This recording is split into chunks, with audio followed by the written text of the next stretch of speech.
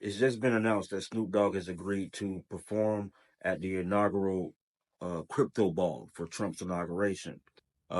Nelly is being confirmed to perform at some capacity at Trump's inauguration. Rick Ross.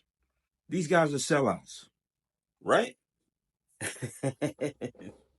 I seen a post from this girl that I went to school with, a friend of mine, and she said, "Oh, she named these guys." She goes, "Oh man, these guys are helping white supremacy or something shit like that." I'll put it up later. I'll put the post up later, but I'll put it up now, right there. And so I thought to myself, as this season of presidential election comes to close with Trump being inaugurated into office, is that what it called? Not inaugurated? I don't know. I don't follow these things, but it's funny because I distinctly remember when Kid Rock was uh defiantly and openly not voting for Obama and speaking against it and promoting uh the other side. And when Obama was elected, he performed at the inauguration. I didn't see any white people making think pieces about this furthering Democratic agenda or white supremacy or whatever the case may be. I didn't see any white people turning their back on Kid Rock. He still sells out arenas till this day from his fans. Only black people and poor people, people who don't understand how this system works, get all amped up in arms, and they believe that the Democrats and Republicans represent some kind of good and evil opposition when they don't. They're literally just two sides of the same bird.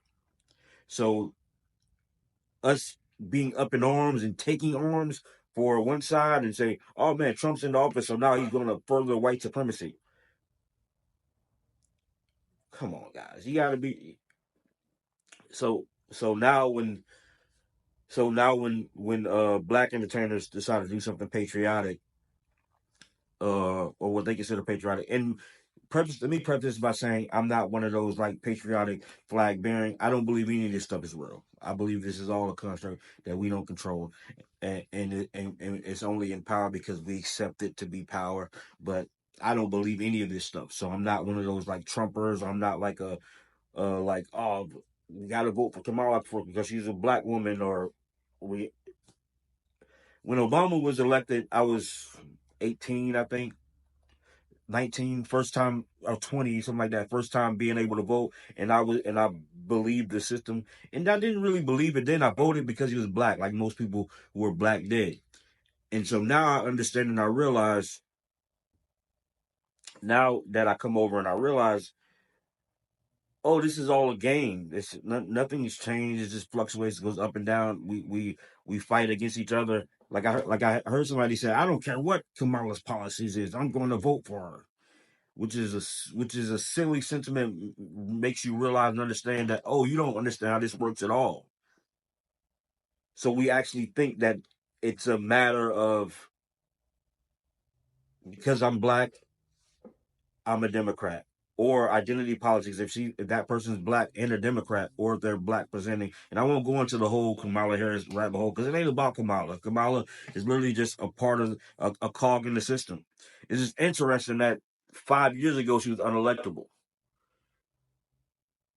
Last year, if you didn't vote for her, you hate black women. That's the game they play. I'm in marketing and promotion, so I understand the game. It's marketing promotion at its highest level. You have somebody who's unelectable, so you lean into things that are above reproach, especially for black people. She's a woman. She's a black woman. If you don't vote for her, you don't love your mother. Now that Trump has won because Kamala wasn't capable of beating him because she just wasn't a good candidate. But that's another conversation. But then you get like a guilt trip, or you get like these weird oh man, this is another shot at women who are overqualified and can't get a job. Kamala has credentials, but she couldn't be president. She couldn't hold the conversation off the cuff. They literally had, you can literally see her being, I won't get into, like I said, I'm into marketing. That's what I do. So I understand that it's all a game. But the point of this thing is, because like they crucified Chrisette Michelle, The first time she performed, she can't even sell out a McDonald's parking lot now because y'all crucified her for performing at that one inauguration, and then now you like, oh, look at Snoop and Nelly and furthering white supremacy. Nah, they getting a check, man, and they're participating in a customary American thing. It's literally the antithesis of patriotism. But black people can't be patriots, even though we built the country, and that's not debatable. It's just always weird because black and poor and disenfranchised people, which are not the same three people, but often look the same, don't understand how the system works. So we tussle about these things that are not consequential to the structure at all. Who you voted for? How about voting for your special interest? If you believe this thing is real that we do, vote for your special interest. That's what voting is about. It's about voting for your special. It's not voting for a side. It's not voting for a race or a gender. It's about, hey, what are you going to do for the people that I value? You know. But that's the game we play, or the game we allowed to be played with on us. And around the time when Obama was running for a second term, and I had got more proficient in how the world was working and how America was working. At least I thought I knew, and so I was more this giving pushback to, okay, why are we voting for this guy? You know, I always said if Senator McCain was younger, I probably would have voted for Senator McCain. And I'm black from the hood, poor, grew up poor, I should say. I ain't poor now, but this one lady was vote thumping. Yeah, you got to vote, and your vote counts. And you know, I was like, yeah, well, your vote kind of doesn't count. You know, like the person who uh who submits your electoral college votes could just decide to not agree with whatever you guys decide you wanted to vote for. And she goes, no, that's not true. You don't understand. And then she looked it up and she blocked me. Point is, most people don't even know how this shit actually works. They're regurgitating old information, or they're regurgitating information that they've been told. Like when I was in school, I thought you couldn't be president unless you had experience in politics. Donald Trump proved that to not be true.